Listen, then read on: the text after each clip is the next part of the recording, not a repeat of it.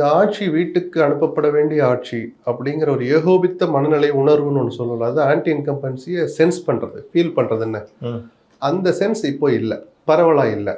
அதே நேரத்தில் ஒரு மௌனமும் நிலவுது. அந்த மௌனம் ஆபத்தான மௌனம், யாருக்கு வேணாலும் அது ஆபத்தாக முடியலாம்.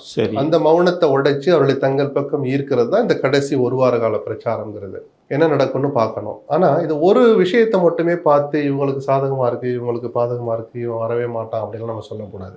ஆட்சியில் இருக்கிற ஒரு கட்சியை நீங்கள் வீட்டுக்கு அனுப்பணும்னா அந்த உணர்வுல எல்லோருமே ஒன்று சேர முடியாது. ஒரு சிலராவது சேர்ந்திருக்கணும். ஒரு சில பெரிய கட்சிகளாவது ஓரணியில் திரண்டிருக்கணும். சரி, அது இந்த தேர்தலில் நடக்கலை. அது திமுகவுக்கு பிளஸ். யார் ஆட்சியில் இருக்கிறார்களோ அவர்களுக்கு அது பிளஸ். ரெண்டு பெரிய கட்சி இவர் சேர்ந்தா நம்ம கதை கந்தல்பா அப்படின்னு அவனை சேரோடாம பாத்துக்கிறது. மக்கள் கூட்டணி யோசிச்சு பாருங்க, கரெக்டா ஒரு பாயிண்ட் கிளைம் பண்ணாங்க. அது மாதிரி இப்ப அப்படி ஒரு கூட்டணி வராமலேயே சேராமல் இருப்பது, அது அவர்களுக்குள்ள நடந்ததா கூட இருக்கலாம். திமுகவுக்கு அது ஒரு பிளஸ் தான்.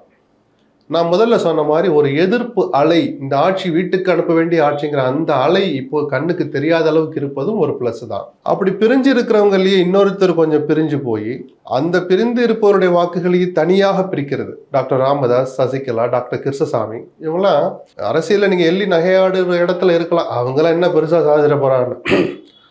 இவங்க ரெண்டு பேரும் சேர்ந்து ஒரு 100 தொகுதிக்கு மேல கேண்டிடேட் போட்டிருக்கிறாங்க. ராமதாசும் சசிகலாவும். டாக்டர் கிருஷ்ணசாமியும் 60-70 தொகுதியில் கேண்டிடேட் போட்டிருக்கிறாங்க. 500 ஓட்டு வாங்கட்டுமே, 5000 ஓட்டு வாங்கட்டுமே, அந்த அத்தனை வாக்குகளும் அந்த அணிக்கு போயிருக்க வேண்டிய வாக்குகள். தனியா நிக்கிறேன்னு சொல்லி இவர்களுக்கு ஒரு பாடம் புகட்டுறேன்னு கிருஷ்ணசாமி சொல்லல. எங்களை மதிக்க தவறிய அண்ணா திமுகவுக்கு பாடம் புகட்டுவோம்னு அறைகோல் விடுக்கிறார்.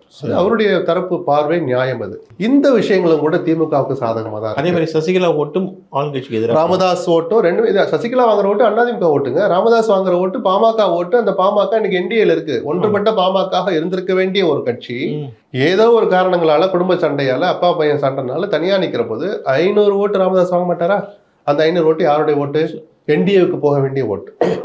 அதுவும் பெரிய போது திமுகவுக்கு அது ஒரு பிளஸ்ஸா இருக்குமோ?